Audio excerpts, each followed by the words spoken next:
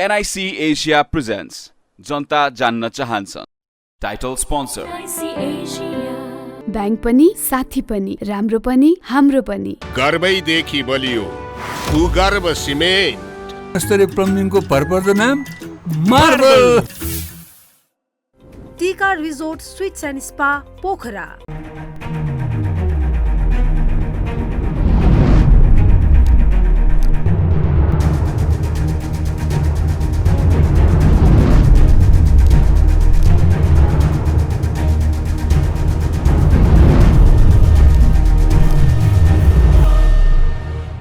आजको जनता जान्न चाहन्छन् कार्यक्रममा हामी देशको समग्र विदेश नीतिको बारेमा र नेपाल भारत सम्बन्ध, नेपाल चीन सम्बन्ध, नेपालको अन्तर्राष्ट्रिय क्षेत्रसँगको सम्बन्धको बारेमा विशेष चर्चा परिचर्चा र बहस गर्न चाहन्छौँ। यतिखेर हाम्रो बिचमा अन्तर्राष्ट्रिय सम्बन्ध र पर्यटन समितिका सभापति र जसपाका प्रभावशाली नेता पूर्व मन्त्री राजकिशोर यादवसँग विशेष कुराकानी गर्छौँ। राजकिशोर यादवजी, तपाईँलाई म जनता जान्न चाहन्छन् कार्यक्रम स्वागत गर्न चाहन्छु। धन्यवाद। नेपालको प्रधानमन्त्रीले धमाधम विदेश यात्रा गरिरहनु भएको छ। भारत जानुभयो, त्यसपछि इटाली जानुभयो, त्यसपछि अमेरिका हुँदै यतिखेर चीनमा हुनुहुन्छ। नेपालको परराष्ट्र सम्बन्ध अन्तर्राष्ट्रिय क्षेत्रमा यतिखेर कस्तो छ त? नेपालले साँच्चै गरेको राम्रो काम के हो त अन्तर्राष्ट्रिय क्षेत्रमा बताउनु जनतालाई। सबभन्दा पहिले त नेपालका प्रधानमन्त्री यहाँले भने जस्तै अब पहिलो भ्रमण हाम्रा दक्षिणी मित्र भारतबाट उहाँले सुरु गर्नुभयो र त्यो उहाँको भ्रमण मलाई लाग्छ एक प्रकारको सफल, उहाँले दुई देशबीचका सम्बन्धलाई अझै विस्तार गर्न सफल हुनुभयो।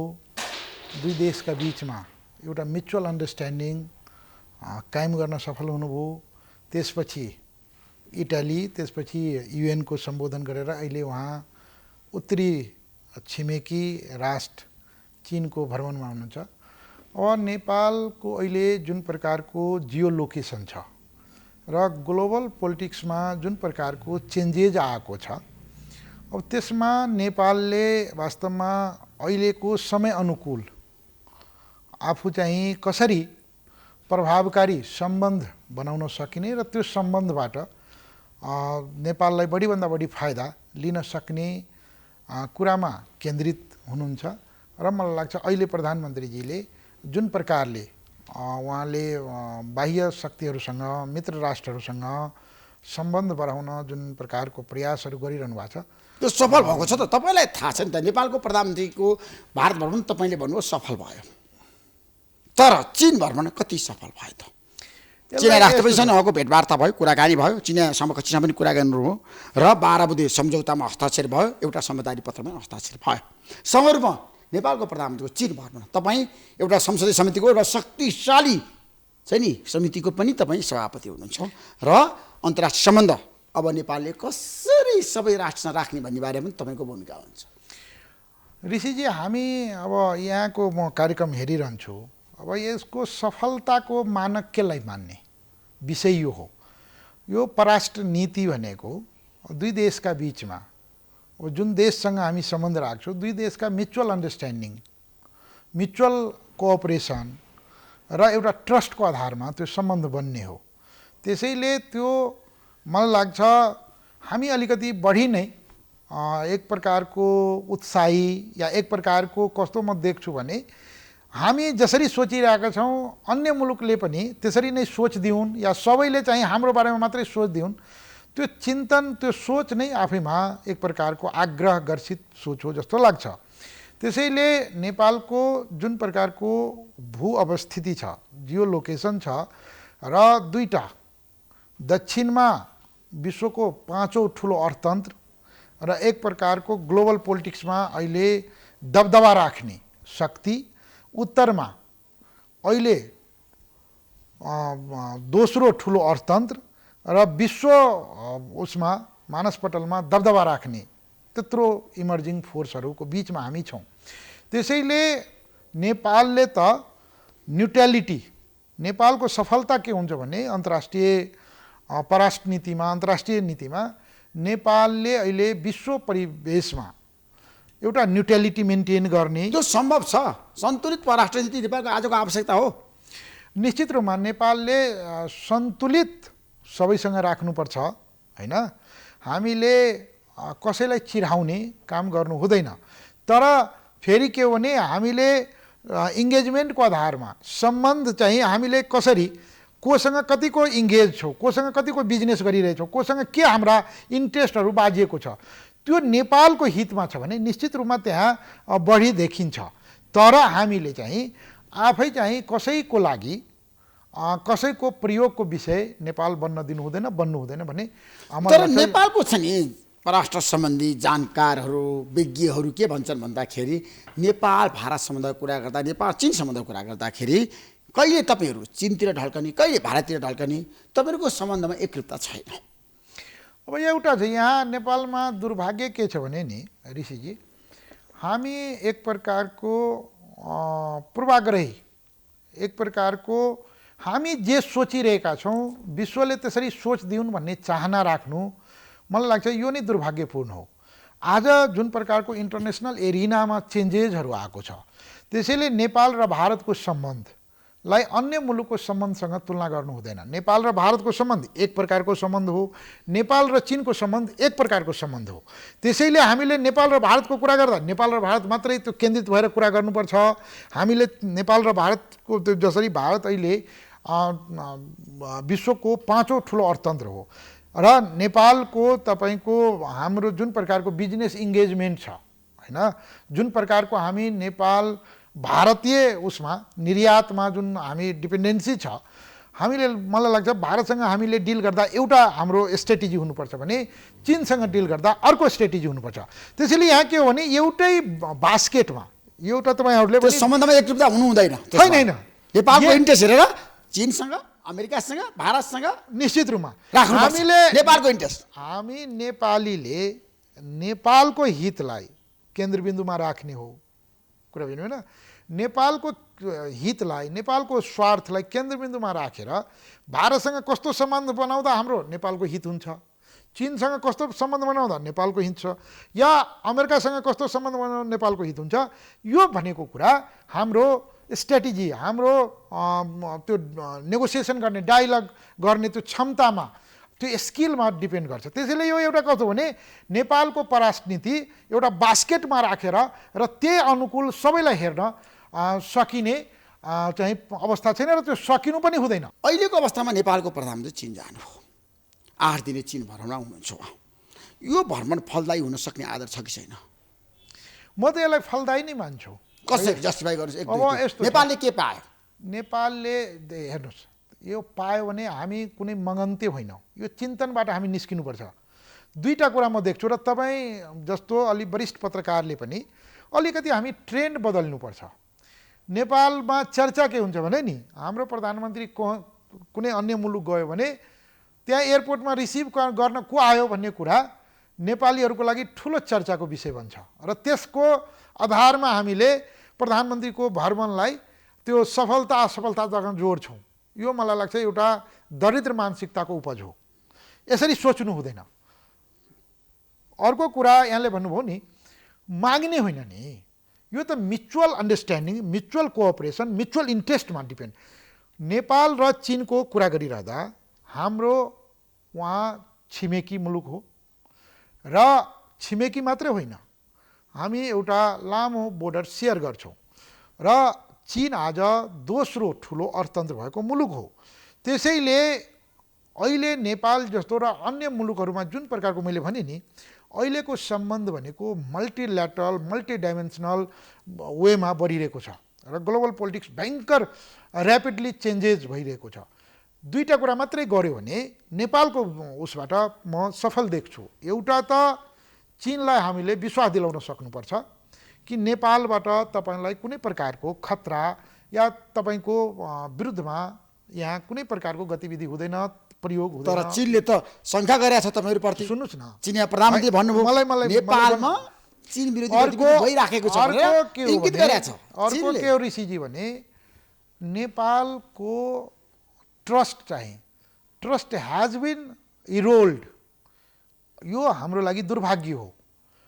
तपाईहरुले पनि अब हामीले पनि कहिलेकाहीँ त्यो थेगो जस्तो भएको छ क्या नेपाली नेताहरू त्यो देशको प्रधानमन्त्री हो हाम्रो सम्पूर्ण भविष्य निर्माणकर्ता उहाँहरू नै हो तर हामीले कस्तो गर्छौँ भने आफ्नै प्रधानमन्त्रीलाई आफ्नै सरकारलाई या आफ्नै नेतृत्वलाई चाहिँ एक प्रकारको डिमोरलाइज गर्ने एक प्रकारको तोहिन गर्ने अवमूल्यन गर्ने कामहरू गरिरहेका हुन्छौँ त्यसैले एउटा त ट्रस्ट जुन इरोल्ड भएको छ त्यो ट्रस्टलाई हामीले मेन्टेन गर्न मात्रै सक्यो भने सामनेवालासँग कुरा गर्दा नेपाल पक्षले जे कुरा गरिरहेछ त्यो चाहिँ साँचो हो यो कुरामा नेपाल अड्छ भन्ने कुरा हामीले विश्वास दिलाउन सक्यो भने एउटा विषय मलाई लाग्छ सफलताको विषय हुन्छ अर्को कुरा नेपालको जुन प्रकारको जियो लोकेसन छ र हामी जुन सेन्सिटिभिटीका साथ यो विषयलाई हेर्दैछौँ यसले हामीलाई मित्र राष्ट्रहरूसँग छिमेकीहरूसँग हामी चाहिँ तपाईहरूको अहितमा तपाईहरूको भनौँ न एक प्रकारको विनाशमा या तपाईहरूको विरुद्धमा प्रयोग हुँदैनौँ भन्ने विश्वास दिलाउने गरी अगाडि बढ्यो भने त्यो नै सफलता हो रहेको कुरा हामी कसैसँग माग्नु पर्ने अवस्था छैन माग्नु पनि हुँदैन नेपाल आज अब के हो भने सुन्नुस् न आज चीनको समर्थन चाहिँदैन सहयोग चाहिँदैन अनुदान सबैको चाहिँदैन सम्बन्ध आज यो पुरै संसार एउटा इकोनोमिक एजेन्डामा छ नि हामी अगाडि बढ्नु पर्दैन मैले त्यही भन्दैछु पुरै संसार आज एक आर्थिक प्रकारको कूटनीति आज एकअर्कोसँग आवश्यकता होइन।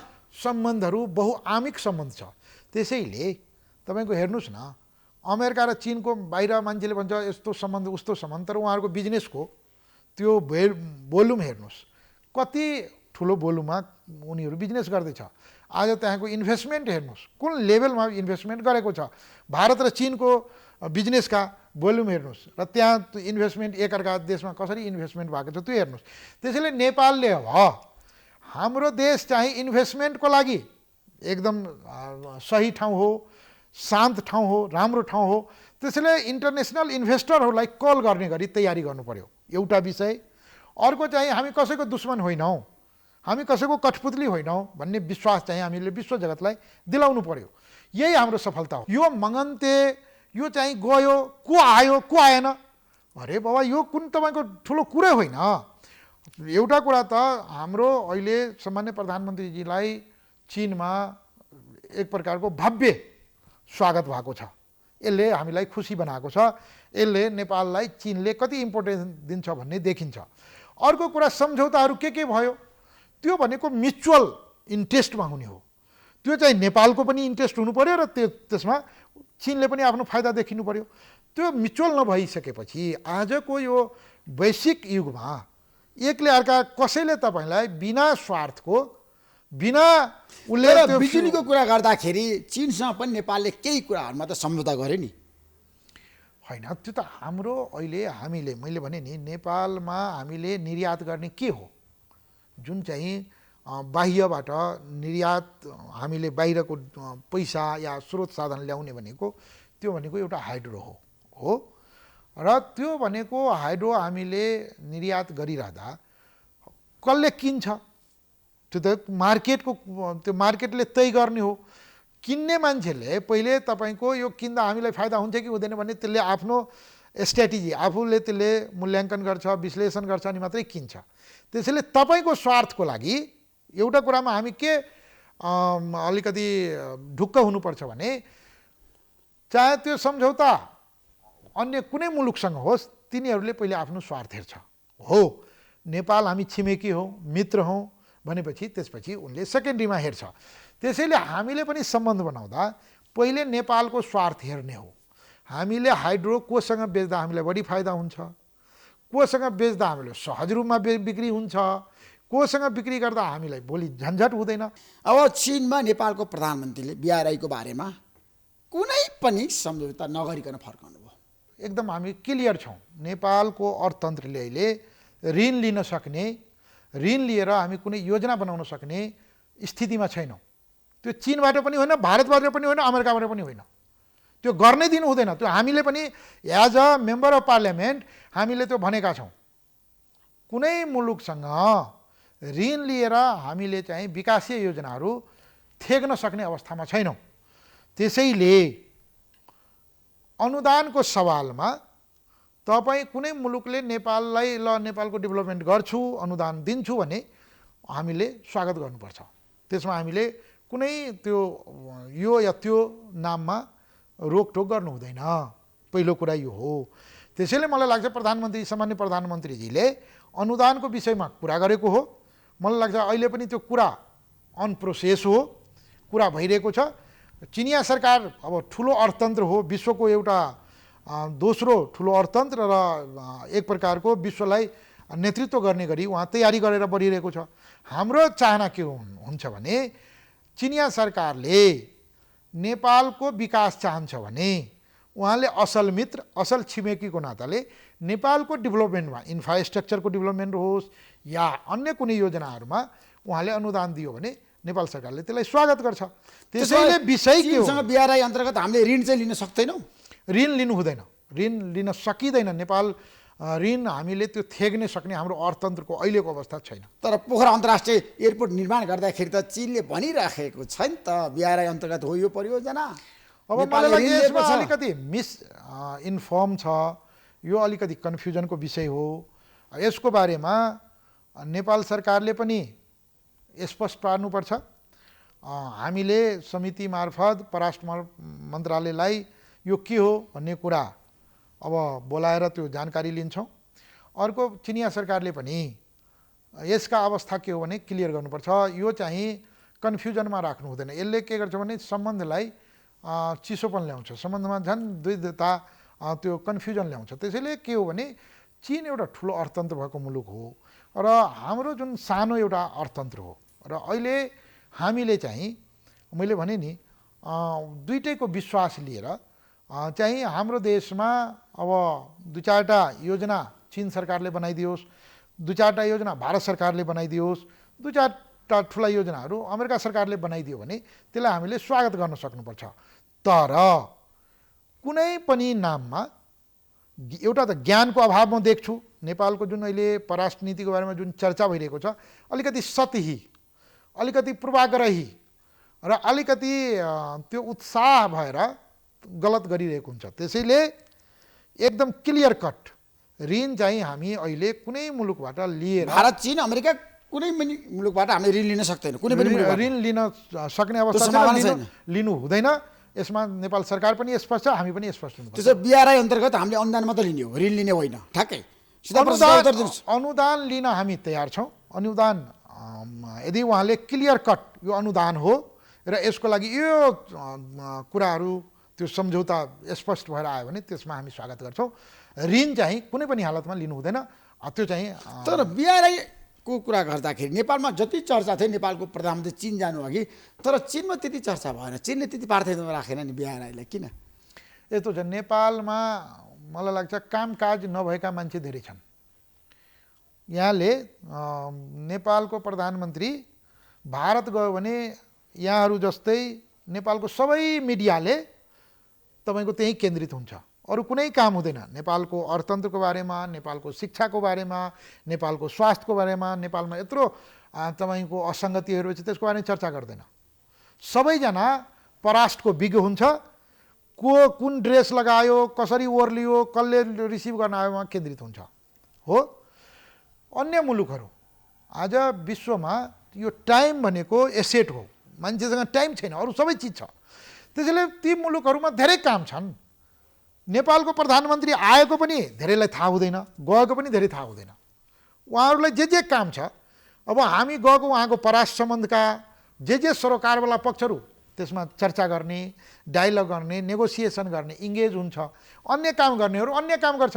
नेपालमा के भन्छ, कुनै काम हुँदैन, सबैजना त्यसैमा झुमिन बस्छ। जस्तो लाग्छ कि भने सबै विश्व चाहिँ चीन चाहिँ नेपालकै बारेमा मात्रै सोचिबस्छ, भारत चाहिँ नेपालको बारेमा मात्रै सोचिबस्छ, अमेरिका पनि नेपालकै बारेमा मात्रै सोचिबस्छ। यो दुनियाँमा नेपाल मात्रै हो यस्तो देश जसको बारेमा सबैले सोचिदिउन् भन्ने जुन चिन्तन हो, त्यो चिन्तन नै एक प्रकारको ज्ञान नभएका सतही बुझाइ र त्यो एक प्रकारको त्यो युट्युबरहरू, चिया गफारीहरू जसरी त्यो विश्लेषण गरिरहेको हुन्छ त्यसका प्रतिफल हो यो। तपाईँले समितिमा बसेर नेपाल चीन सम्बन्धको बारेमा, नेपाल भारत सम्बन्ध बारेमा र नेपालको परराष्ट्र नीति कस्तो बनाउनुपर्छ भनेर छलफल गरिरहँदाखेरि मेरो प्रश्न कहाँनिर भन्दाखेरि चिनिया राजदूतले एउटा अभिव्यक्ति दिनुभयो नेपाल भारत सम्बन्धको बारेमा। त्यतिखेर तपाईँले अन्तर्राष्ट्रिय सम्बन्ध समितिमा शीर्ष नेताहरू अथवा समितिका सदस्यहरूले जुन कुरा राखेको थियो त्यसमा तपाईँको चित्त दुखाइ थियो कि असन्तुष्ट थियो कि ठिक थियो त्यतिखेर? अब मलाई लाग्छ त्यो त विषय त्यो पुरै समितिमै छलफल भयो, त्यो बाहिर आइगयो। अब त्यसलाई यति बेला हाम्रो सामान्य प्रधानमन्त्रीजी चीन भ्रमणमा हुनुहुन्छ, त्यसलाई कोट्याएर फाइदा हुँदैन। तथापि हाम्रो स्पष्ट धारणा के हो भने नेपाल एउटा सार्वभौम स्वतन्त्र मुलुक हो। नेपालको परराष्ट्र नीति नेपाली जनताको स्वार्थ अनुकूल हामी स्वतन्त्र ढङ्गले आफ्नो स्वविवेक प्रयोग गर्छौँ। यसमा मित्रता एउटा हो, तर हामीलाई डिक्टेट गर्ने अधिकार या हामीले कोसँग कस्तो सम्बन्ध राख्छौँ त्यो हाम्रो प्रेरोगेटिभ हो, हाम्रो स्वविवेक हो, हाम्रो स्वाधिकार हो। हामी नेपालले भारतसँग कस्तो सम्बन्ध राख्ने, कस्तो बिजनेस गर्ने, कुन बिजनेस गर्ने, त्यो नेपालको सर्वाधिकार नेपालमा निहित छ। अर्को अन्य मुलुकसँग हामीले चीनसँग कस्तो सम्बन्ध राख्छौँ त्यो पनि हाम्रो स्वविवेक, हाम्रो सर्वाधिकार छ। अमेरिकासँग कस्तो सम्बन्ध राख्छौँ त्यो पनि हाम्रो नेपालको र नेपाली जनताको अधिकारको कुरा हो। यसमा हामीले कसैलाई इन्टरफेयर गर्ने, कसैलाई अनाहकमा यस्तो गर्ने उस्तो गर्ने। तर चिनिया राजदूतले भन्नुभयो नि त नेपाल भारत सम्बन्धमा समस्या छ, नेपालको भारतसँग यति धेरै व्यापार घाटा छ। उहाँको काम त्यसले गर्दाखेरि नेपालले भारतसँगको सम्बन्धलाई तोडेर चीनसँग राम्रो सम्बन्ध राख्नुपर्छ, आत्मनिर्भरतातिर नेपाल जानुपर्छ। ऋषिजी, म यहाँलाई के आग्रह गर्न चाहन्छु भने यो एकदम सेन्सिटिभ विषय हो। नेपालको परराष्ट्र नीतिको कुरा गर्दा, नेपालको मित्र राष्ट्रहरूको बारेको सम्बन्धको कुरा गर्दा हामी गम्भीर हुनुपर्छ। यो बाहिर सडकमा नारा लगाए जस्तो, यसरी चिया गफमा गरे जस्तो होइन। यो हामीले एक एक शब्द ओजपूर्ण हुनु पर्यो, तर्कपूर्ण हुनु पर्यो र त्यसले दीर्घकालीन रूपमा सम्बन्धलाई अनाहकमा बिथोल्ने काम गर्नु हुँदैन भन्ने मान्यता लिएर काम गर्नुपर्छ। त्यसैले यहाँले बहस चलाउँदा पनि मलाई लाग्छ यो गम्भीरतालाई, यो संवेदनशीलतालाई बुझ्न म आग्रह गर्छु। जहाँसम्म कुरो चिनिया राजदूतको हो, म उहाँलाई अब के आग्रह गर्न चाहन्छु भने उहाँले चीन सरकारको दूतको रूपमा नेपाल आएको हो र नेपाल र चीनको सम्बन्ध कसरी राम्रो हुन सक्छ उहाँको काम त्यति हो। नेपालको सम्बन्ध अन्य मुलुकसँग कस्तो हुनुपर्छ, के हुनुपर्छ, खराब हो कि सही हो, त्यसको लागि त हामी बसेकै छौँ नि। हामी नेपालीहरू आज विश्व राजनीतिमा, विश्व कन्टेस्टमा हामी आफ्नो प्रभाव राख्न सक्ने, विश्व राजनीतिलाई विश्लेषण गर्न सक्ने, विश्व राजनीति कता गइरहेको छ त्यसको बारेमा एक प्रकारको जानकार भएका हामीहरू त छँदैछौँ नि। त्यसैले उहाँले टाउको दुखाउनु पर्ने कुनै काम छैन। बरु उहाँले दुई देशका बिचमा अझै चिनिया राजदूतले बोलेको कुरा बेठिक हो तपाईँको भनाइ?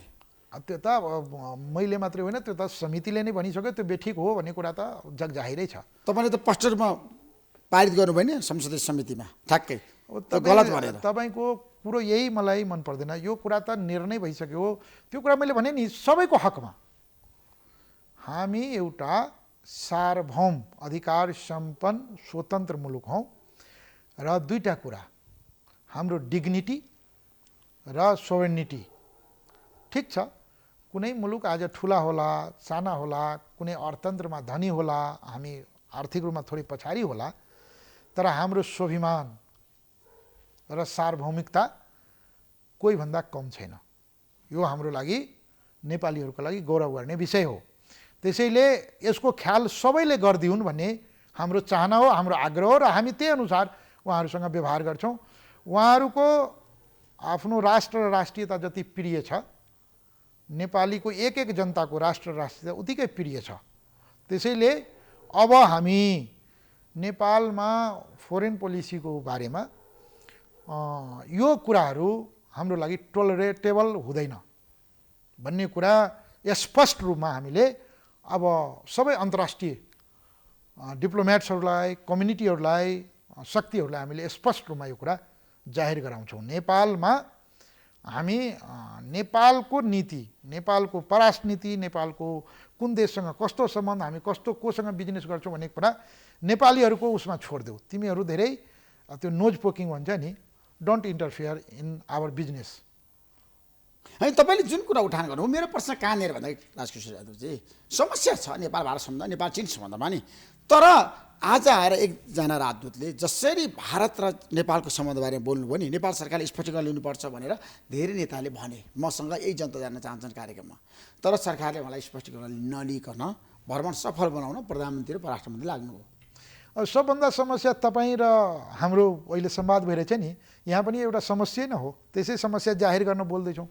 तपाईँले एकदम मैले भने नि यो गम्भीरतालाई बुझ्न सकिरहनु भएको छैन। कसले भन्यो नेपाल र भारतको सम्बन्धमा समस्या छ, कसले भन्यो चीन र नेपालको सम्बन्धमा समस्या छ। यसलाई हामीले अवसरको रूपमा किन क्यास गर्दैनौँ? सम्बन्ध जहाँ हुन्छ त्यो सम्बन्ध भनेको मल्टिडाइमेन्सनल हुन्छ। तपाईँकै हस्बेन्ड वाइफको सम्बन्ध हुँदा पनि त्यहाँ समस्या हुन्छ नि, भाइ भाइको सम्बन्ध हुँदा त्यहाँ समस्या हुँदैन। तर त्यो सम्बन्ध भनेको त आफैमा फेरि लौकिक पनि हुन्छ, हो कि होइन? त्यसैले नेपाल र भारतको सम्बन्ध अनुपम हो, त्यस्तै चीन र नेपालको सम्बन्ध त्यस्तै अनुपम हो, हुनुपर्छ। हामीले एकअर्काको स्वाभिमानलाई ख्याल गर्नुपर्छ भन्ने हाम्रो बुझाइ हो। यसमा धेरै मलाई लाग्छ चीनले नयाँ नक्सा जारी गर्यो तर नेपालको भूभागलाई उनीहरूले मान्यता दिएनन्। त्यो कुरा त मान्नुहुन्छ नि तपाईँ, हेर्नुभयो होला नि तपाईँले। त्यो त अहिले कसैले मान्यता दिएको छैन नि। हामीले यो कुरा यो गम्भीरतालाई ऋषिजी मलाई त्यही कस्तो हो भने यो नेपालको पार्लियामेन्टबाट हामीले क्लेम गरेको हो यो भूमि हाम्रो हो। अहिलेसम्म अन्तर्राष्ट्रिय कम्युनिटीले हामीले यो कुरा अन्तर्राष्ट्रिय रूपमा त्यो मान्यता दिलाउनको लागि अहिलेसम्म त्यस्तो कुनै प्रयास भएको छैन। दुर्भाग्य के भयो भने हाम्रा परराष्ट्र नीतिहरू उत्तेजनाका भरमा आग्रह पूर्वाग्रह ढङ्गले अलिकति स्टन्ट गर्न सकिन्छ। मैले भने नि हाम्रो दुर्भाग्य यही भयो। हाम्रो नेपाली जनताले कार्यकर्ताले त्यो आफ्नो पार्टीको त्यो आमसभामा भाषण गरेको जस्तो हामीले परराष्ट्र नीति सञ्चालन गर्न खोज्छौँ जहाँ दुर्घटना हुन्छ। अहिलेसम्म इमान्दारी कुरा के हो भने हामीले आफ्नो भूमि यो यस्तो हाम्रो नेपालको भूमि हो त्यो भूमिलाई समेटेर नक्सा जारी गर्यो। त्यो नक्सा नेपाल सरकारले मान्यता भनौँ नेपाल सरकारको लागि त्यो मान्यता प्राप्त आधिकारिक डकुमेन्ट हो। अब त्यसलाई हामीले जसरी अन्तर्राष्ट्रिय कम्युनिटीमा लबिङ गर्नु पर्थ्यो त्यो मान्यता प्राप्त गर्नको लागि जुन नेगोसिएसन डायलग इङ्गेजमेन्ट गर्नु पर्थ्यो त्यसको लागि त दुर्भाग्य के हो भने अहिलेसम्म औपचारिक रूपमा इन्टरनेसनल कम्युनिटीलाई जानकारीसम्म गराएको छैन। यथार्थ त्यो हो। हामीले नेपाल सरकार चुक्यो, नक्सा त जारी गर्यो तर त्यसलाई अन्तर्राष्ट्रिय कम्युनिटीलाई जानकारी दिएन। हामीले अन्तर्राष्ट्रिय समितिमा अहिलेको परराष्ट्र मन्त्रीलाई बोलाएर परराष्ट्र मन्त्रालयको रेकर्डमा यसको बारेमा के हो भन्दाखेरि उहाँले अहिलेसम्म परराष्ट्र मन्त्रालय कोहीसँग पत्रचार गरेको कसै कुनै कम्युनिटी इन्टरनेसनल कम्युनिटीसँग कुरा गरेको रेकर्ड छैन। यो हो आजको यथार्थ। त्यो यथार्थ हो। यो दुर्भाग्यपूर्ण हो। जबकि तत्कालीन परराष्ट्र मन्त्री होइन मैले त चिनिया काउन्टर पार्टसँग कुरा गरेको भन्ने कुरा गर्यो। त्यसैले म तपाईँलाई के भन्छु भने र तपाईँको कार्यक्रम मार्फत म अब नेपाली जनता र सम्पूर्ण स्टेक होल्डरहरूसँग हामी संवेदनशील भएर अब अगाडि बढ्नुपर्ने समय हो, गम्भीर भएर अगाडि बढ्नुपर्ने समय हो। यहाँ त हाम्रो वास्तवमा मुलुकलाई नै एक प्रकारको खतरामा मुलुकलाई नै समस्यामा पार्ने गरी हाम्रा नेताहरूले बोल्दै हिँड्छ। तपाईँको औपचारिक कार्यक्रममा इन्टरनेसनल फोरममा बोलेका कुराहरूको पनि तपाईँको इन्स्टिट्युसन मेमोरीमा हुँदैन। त्यसको त्योप्रति एकाउन्टेबिलिटी को लिने त्यो हुँदैन। त्यसैले यो के हो भने अब यहाँ म सुन्छु दिएन। मैले भने नि अहिलेको विश्व राजनीति तपाईँको जसरी मल्टिडाइमेन्सनल मल्टिल्याटरल एकअर्कासँग इङ्गेज छ, उनीहरूको स्वार्थ बाजिएका छन्। त्यसैले नेपालले कति स्मार्टली तपाईँको अब हामीले आफ्नो कुरा मनाउन सक्ने गरी त्यसको तर्क दिएर त्यसको प्रमाण दिएर या त्यसलाई कन्भिन्स गर्ने हामी डिक्टेट जस्तो कि नेपाल बिना कसैको काम चल्दैन भन्ने जुन मनोवृत्ति छ हाम्रो, जतै हुन्छ नि भोट मा कार्यकर्ता रुष्ट भयो भने फलानु हुन्छ। हामी कुनै देशको प्रधानमन्त्रीको बारेमा भन्थ्यो, होइन उसले त यस्तो गर्छ, अब उसको भविष्य छैन। यी यस्ता सतही यस्ता गफले त कहाँ पुगिन्छ त। त्यसैले विषय के हो भने त्यो कुरा अब मलाई लाग्छ यो गम्भीर विषय हो। अब यसको लागि गम्भीरतापूर्वक किनभने छलफल निष्कर्षमा पुग्ने भयो। नेपालको छ नि विदेश नीति अब कस्तो बनाउने त? तपाईँ आज अन्तर्राष्ट्रिय सम्बन्ध समितिको सभापतिको नाताले तपाईँको योजना के छ त? अब यस्तो छ, मेरो योजना भन्नाले अहिलेको इन्टरनेसनल एरिनामा भएका चेन्जेसहरूलाई कोप गर्न सक्ने, नेपाल अहिले पनि जुन कोल्ड वारको समयमा जुन मानसिकता थियो नि, त्यो मानसिकताबाट हाम्रा धेरै नीतिहरू, हाम्रा धेरै सोचहरू गाइडेड छ। नेताहरूको कुरा सुन्दा नि मुलुकहरूको बारेमा जुन धारणाहरू छ नि, त्यो सुन्दा हाम्रा नेताहरू अपडेट छैन भन्ने लाग्छ है। हाम्रा नेताहरूको अध्ययनको सर्वथा अभाव। उहाँहरूले 40-50 वर्ष पहिले जुन प्रकारको उहाँहरू स्कुलिङबाट आएको छ, त्यो स्कुलिङको प्रभाव अहिले पनि देखिन्छ र त्यसको बाछिटा, त्यसका सोचमा कहीँ न कहीँ त्यो प्रभाव पारेको देखिन्छ। त्यसैले अब नेपाल पोलिसी लेभलमै डिपार्चर गर्नुपर्छ। हामीले नयाँ संविधान बनायौँ। नयाँ संविधान बनाइरहँदा त्यो संविधान भनेको त्यसलाई जीवन्त बनाउनको लागि, त्यसलाई विस्तार गर्नको लागि, त्यसलाई जनस्तरमा त्यसलाई प्रयोग गर्नको लागि तपाईको आजको दिनमा हाम्रा परराष्ट्र नीति समय अनुकूल हुनुपर्छ। विश्व परिवेश कसरी बढिरहेको छ, त्यसमा नेपाल कहाँ छ र नेपाल कोसँग कस्तो सम्बन्ध राख्ने क्या, यसलाई एउटै बास्केटमा होइन। भारत र नेपालसँग के स्वार्थ छ र हाम्रो स्वार्थ कसरी हामी भारतीय पक्षलाई बढीभन्दा बढी कन्भिन्स गरेर नेपालको हितमा या त्यसलाई कुन तरिकाबाट नेपालको हितमा ल्याउन सकिन्छ भन्ने हुनुपर्छ। त्यो एउटा स्ट्रेटेजी हुनु पर्यो। चीनसँग कुरा गर्दा हामी छुट्टै चीन र नेपालको बिचमा के छ, हामी कुरा गर्दा भारतको नाम लिन्छौँ अनि चीनको नाम लिन्छौँ। मलाई लाग्छ त्यो लिनुपर्ने कुनै आवश्यकतै छैन। नेपाल भारतसँग कुरा गर्दा होलसोल भारतीय पक्षसँग हामीले केन्द्रबिन्दु राखेर कुरा गर्नुपर्ने हुन्छ। त्यसमा कुनै ढङ्गबाट हाम्रो दिमागमा, हाम्रो माइन्डमा चिनिया पक्षको कुरा आउनु हुँदैन। चीनसँग कुरा गर्दा चीनसँग हाम्रो सम्बन्ध कहाँ कहाँ कसरी जान सकिन्छ त्यसमा गर्नु। त्यसको लागि मैले दुईवटा कुरा गरेको थिएँ नि, तपाईँले भन्नुभयो नि, त्यसको लागि नेपाल चाहिँ न्युट्रल हो, त्यो चाहिँ मेन्टेन गर्नु पर्यो। त्यसपछि तपाईँले एउटा मुलुकसँग कुरा गर्दा त्यो कति सम्भव छ हेर्ने बाइक छ। अब नेपालको प्रधानमन्त्री चीन भ्रमणबाट फर्किसबै थाहा हुन्छ मेरो प्रश्न छ नि। त्यो एउटा घटना न हो, त्यो पुरै तपाईँले पुरै परराष्ट्र नीति, पुरै सम्बन्ध एउटा भिजिटले कहीँ हुन्छ यार। प्रधानमन्त्री आउने जाने हुन्छ नि त। प्रधानमन्त्री चीनमा जुन सम्मान पाउनुभयो त्यसलाई चाहिँ उपलब्धिमा परिणत गर्न सकेन। सम्मान यही त तपाईँहरूको गलत बुझाइ हो। सम्मान अब हाम्रो सम्मान्य प्रधानमन्त्रीजी, नेपालको प्रधानमन्त्रीजी, गणतन्त्रको नायक चीन जाँदा उहाँलाई क्रान्तिको योद्धा भनेर सम्मान गर्नुभयो, त्यो त खुसीको कुरा हो नि। तपाईँ कुनै आफ्नो रिलेटिभको घर जाँदा, इष्टमित्रको घर जाँदा तपाईँले कस्तो सत्कार गर्छ त्यसले उहाँको महिमा उ गर्छ। त्यसैले विषय के हो, जसरी व्यक्तिको सम्बन्ध हुन्छ देशको सम्बन्ध पनि त्यही हो। त्यसो भए तपाईँले राम्रोसँग हेर्नु भएको छ। जस्तो मलाई सिधा प्रश्न सिधा उत्तर दिनुहोस् न त, यो सरकारले चाहिँ अन्तर्राष्ट्रिय क्षेत्रमा राम्रो छवि प्रतिष्ठा राख्न सक्छ? राख्नुपर्छ। अब कुनै उपाय छैन नि, राख्नै पर्छ। उहाँहरूले मलाई लाग्छ यो सबै नेपालीको भविष्यसँग जोडिएको विषय हो, नेपालको सम्बन्धसँग जोडिएको विषय हो। त्यसैले त्यो नेपाल सरकार हो, कुनै व्यक्ति होइन। उहाँलाई यो बाध्यता छ, दे मस्ट डु इट भन्नुपर्छ। त्यसैले त्यो प्रचण्ड भनेको व्यक्ति होइन नि, अहिले हाम्रो देशको सम्मान्य प्रधानमन्त्रीजी हुनुहुन्छ।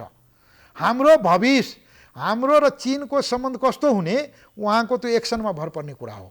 त्यसैले उहाँ नेपाल सरकारलाई नेतृत्व गर्दै जानुभएको छ। त्यो सम्बन्ध राम्रो बनाउनै पर्छ। उहाँले गल्ती गर्ने, उहाँले व्यक्तिगत आग्रह पूर्वाग्रह, कुनै दलीय चिन्तन, कुनै अरू भनौँ न स्वार्थबाट प्रेरित हुनु हुँदैन। उहाँ होलसोल नेपाल र नेपाली जनताको हितलाई ध्यानमा राखेर अन्य मुलुकसँग सम्बन्ध बनाउनुपर्छ। अनि मात्रै उहाँ प्रधानमन्त्रीको कर्तव्य त्यो चाहिँ पुरा गरेको सम्झिन्छ। त्यसो भए वर्तमान सरकारले विदेश नीतिको बारेमा ड्राफ्टहरू तयार गर्दैछ, तपाईँहरू छ नि, यतिखेर व्यापक रूपमा रिफर्ममा हो? मलाई लाग्छ नेपाल संविधान जारी गरिसकेपछि र हाम्रो अहिले एउटा नयाँ चरण, हिजो हामी राजनीति मुद्दाहरूमा बढी केन्द्रित थियौँ, राजनीति परिवर्तनहरूमा बढी केन्द्रित थियौँ। अब हाम्रो केन्द्रबिन्दु या हाम्रो डिपार्चर, हाम्रो प्रस्थान बिन्दु भनेको आर्थिक क्रान्ति, समृद्धि, विकासका योजनाहरू हैन। र त्यो कुरा गरिरहँदा मलाई लाग्छ हाम्रो कम्प्रिहेन्सिभ एक्सन प्लान भनेको त्यो भित्र परराष्ट्र नीति पनि हो। परराष्ट्र नीति अब नयाँ नेपालको कुरा गर्ने र हाम्रो परराष्ट्र नीति 50 साल पुरानो, किनभने त्यति बेला त देशहरू बाइपोलर युनिपोलरमा थियो नि। पहिले बाइपोलर थियो, सोभियत सङ्घ हुँदा विश्व चाहिँ दुई ध्रुवमा ध्रुवीकृत थिए, बाइपोलर थिए। एउटाको नेतृत्व अमेरिकाले गर्दै थियो, अर्कोको नेतृत्व सोभियत सङ्घले गर्दै थियो। सोभियत सङ्घको विघटन पश्चात युनिपोलरमा संसार गयो। अब अहिले युनिपोलरबाट मल्टिपोलरमा, अब कुनै एउटा मात्रै पोल होइन, त्यो पोलभित्र पनि रिजनल पोलहरू बनेर गयो। त्यसैले विषय के हो भने मैले बारम्बार यहाँलाई आग्रह गरेँ, हामीले बुझ्नुपर्ने कुरा के हो भने ग्लोबल लेभलमा ठुलो चेन्जेस आइसकेछ। अहिले पनि हामीले अमेरिकालाई युनिपोलरको रूपमा हामीले व्यवहार गर्न खोज्छौँ। यहाँ घरिघरि सुनिन्छ अमेरिकन साम्राज्यवाद, यो भनेको तत्कालीन त्यो बाइपोलर हुँदाका त्यो एक प्रकारको भाष्य जुन निर्माण गरेको थियो र त्यो भाष्यबाट स्कुलिङ प्राप्त गरेका हाम्रा अग्रज नेताहरूको कुरा सुन्दा आफैलाई कहिलेकाहीँ हाँसो पनि लाग्छ, कहिलेकाहीँ हामी कस्तो नेतृत्वबाट गाइडेड हुँदैछौँ भन्ने कुरा चिन्ताको विषय पनि हुन्छ। त्यसैले यो नयाँ पुस्ता नेपालले अब गौरवका साथ, ऋषिजी तपाईँले बरु बहस चलाउनुहोस्, नेपाल अब दुईटा विषय हो, रूपान्तरण र पुस्तान्तरण। नेपालको होल तपाईँको अहिले अब रिफर्म हुनुपर्छ, हाम्रो अर्थनीति रिफर्म हुनुपर्छ। अहिले हामी नेपालमा अरू केही यो माग्ने साग्ने छोडिदिनु पर्यो। नेपालमा बढीभन्दा बढी इन्भेस्टमेन्ट कसरी आउँछ त्यसको लागि हामी पोलिसीमा त्यो रिफर्म गर्नु पर्यो। नयाँ पुस्ता अनि अर्को चाहिँ यो कुराको नेतृत्व चाहिँ नयाँ पुस्ताले गर्नु पर्यो। त्यसैले तपाईँ अब म सरकारको कुरा गर्न चाहन्छु। सरकारको आयु कति जाँदा जाँदै तपाईँलाई यो आयु त तपाईँको आयु लामो, तपाईँको आयु लामो होस्, सरकारको आयु लामो होस्, प्रधानमन्त्री सङ्कटमा पर्नुहुन्छ, बाहिर चर्चा। तपाईँलाई यसमा किन मजा आउँछ यस्ता धेरैले भनिरहेको छ। तपाईँ गम्भीर हेर्नु भने केपी शर्मा अलिक अन्तर्वार्ता जनता जान्छन्। अब तपाईँलाई भन्नुभयो नि त, तपाईँलाई लाग्दो होला अरू यस्ता टेलिभिजन कार्यक्रम चलाउँदा होइन सबभन्दा राम्रो मेरै कार्यक्रम हो, त्यो त ह्युमन बिइङको नेचर हो नि, सबलाई लाग्दो होला। एउटा सरकारमा भएकोले यो आयु लामो होस् भन्ने चाहला, अर्को सरकारभन्दा बाहिर भएको शक्तिले स्वाभाविक हो यो सरकार छिटो ढल्यो भने हामी सरकारमा जाउँला भन्ने चाहना। मलाई लाग्छ यो मानवजन्य प्रवृत्ति हो। यो प्रवृत्तिमा हामी धेरै समय खर्चिनु पर्दैन, बहस गर्नु पर्दैन। विषय कहाँ हो भने को आउने, को जाने, को मन्त्री बन्ने नबन्ने परिवर्तन आजको आवश्यकता होइन। त्यसो भए भगवान आज नेपालको आवश्यकता हो। नेपाल रूपान्तरण भएर नेपालको समृद्धि कसरी प्राप्त हुन्छ, नेपालको युवाहरूको नेपालमै रोजगारी कसरी हुन्छ, नेपालमा हाम्रो आज शिक्षकहरू रोडमा आएर आन्दोलन गर्नुपर्ने, डाक्टरहरू पिटाइ खाएर रोडमा आएर आन्दोलन गर्नुपर्ने, एउटा चाहिँ त्यो फुटपाथमा व्यवसाय गर्न दिएन, तिनीहरूको अधिकार खोसियो भनेर आज 8 दिनदेखि युवा चाहिँ तपाईँको उभेको उभै छ। हाम्रो चिन्ताको विषय तपाईँको आज भ्रष्टाचार जहाँ तहीँ छ। त्यसैले म के भन्छु भने नेपालमा अहिले समग्रतामा अब नयाँ युगको सुरुवात हुँदैछ भन्ने सरकारले तपाईँको त्यो विश्वास दिलाउनु पर्यो। र नेपालसँग के छ, नेपालसँग धेरै थोक छ। नेपालसँग सबभन्दा ठुलो नेपाल युवाहरूको देश हो। नेपाल देशकै रूपमा युवा हो। यो हाम्रो आज सबभन्दा ठुलो, आज विकसित मुलुकहरू बुढा भइसके जस्तै तपाईँ 20 वर्षपछि 30 वर्षपछि केही गर्न सक्नुहुन्न नि, त्यसै गरी देशहरू पनि बुढा हुन्छ। नेपाल आज युवाहरूको देश हो। त्यसैले युवा पुस्ताले अब नेतृत्व गर्ने गरी तयारी गरेर आउनु पर्यो।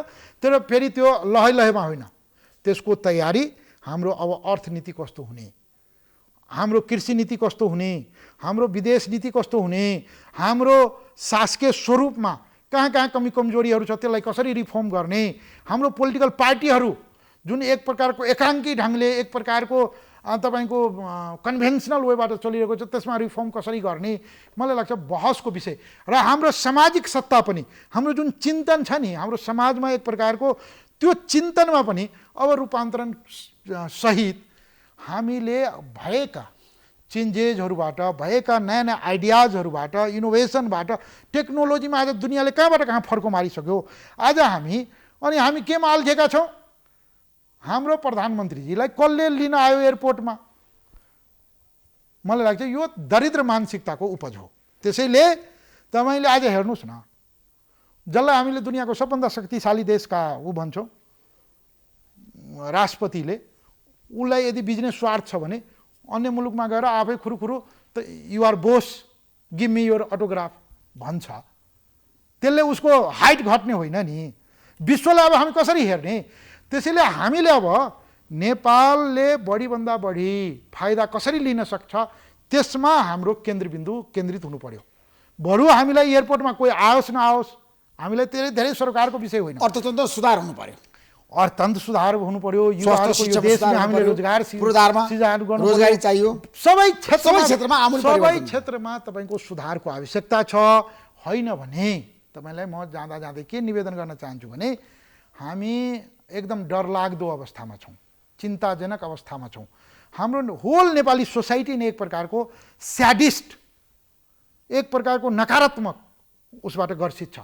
तपाईँ आज म 2-3टा घटना, बरु सामाजिक इस्युजमा तपाईँले यस्तो कार्यक्रम चलाउनुहोस्।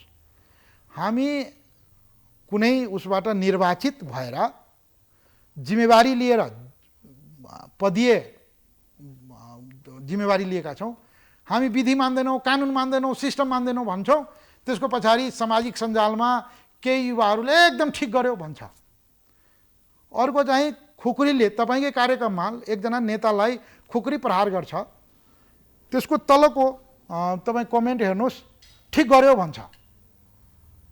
अर्को हाम्रो नेपाली समाज भनेको एक प्रकारको हेर्ने हो भने कोही मर्दा पर्दा हामी त्यहाँ सहानुभूति श्रद्धाञ्जली व्यक्त गर्ने, जस्तो सुकै दुश्मनै ऊ हुँदा पनि त्यसमा जान्थ्यौँ।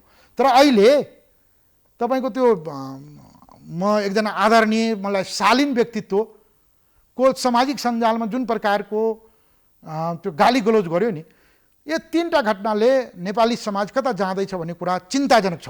त्यसैले नेपाली समाजको मौलिकता त हामी एक प्रकारको त्यो समाजमा मिलेर बसेको एक प्रकारको सामूहिकतामा जीवन अभ्यास गरेका थियौँ। त्यसैले विषय के हो भने अब एक पक्षलाई होइन, तपाईहरूले पनि गम्भीर भएर हामीले समग्रतामा नेपालको हितलाई केन्द्रबिन्दुमा राखेर, अब चाहे तपाईँको बहस कार्यक्रम होस्, नेताहरूले गर्ने आफ्ना नीति निर्माणका काम हुन्, या हामीले समग्रतामा नेपाल अहिलेको चरणबाट अब नयाँ युगमा प्रवेश गर्नको लागि हामीले रूपान्तरण सहितको एउटा पुस्तान्तरणको योजना सहित अब नयाँ नेपाल, समृद्ध नेपाल, सुखी नेपाल, हैन, युवाहरूको नेपाल र विश्वले एक प्रकारको लोभ लाग्ने गरी नेपालको विकास गर्ने गरी अगाडि बढ्नु पर्यो।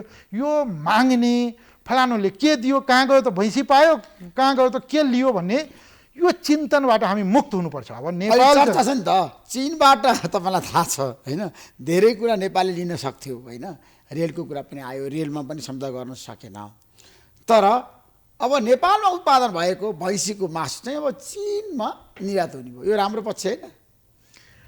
अब निर्यात मैले भने नि नेपालमा अहिलेको आवश्यकता हामीले कति बढीभन्दा बढी निर्यात गर्ने हो, त्यो त जे छ त्यही निर्यात गर्ने हो।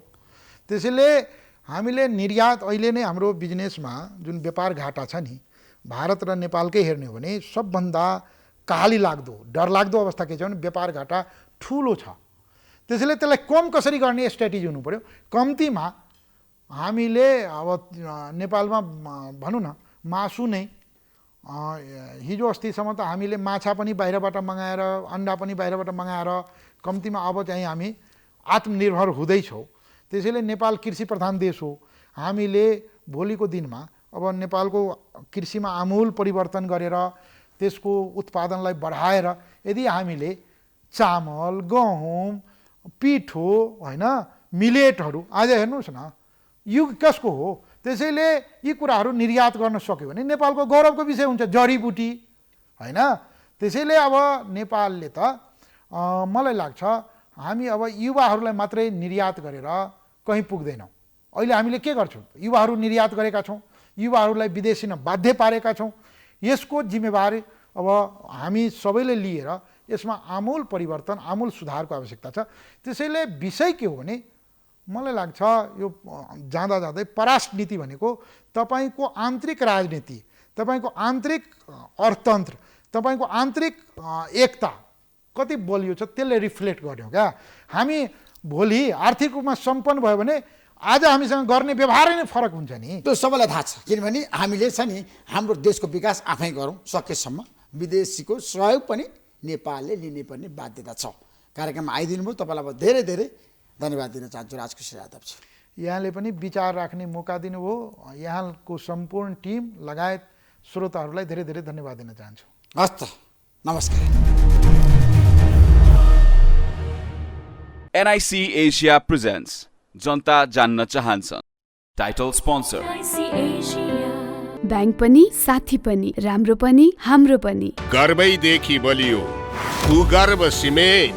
स्तरीय प्लम्बिङको भरपर्दो नाम मार्बल। टीका resort sweets and spa Pokhara.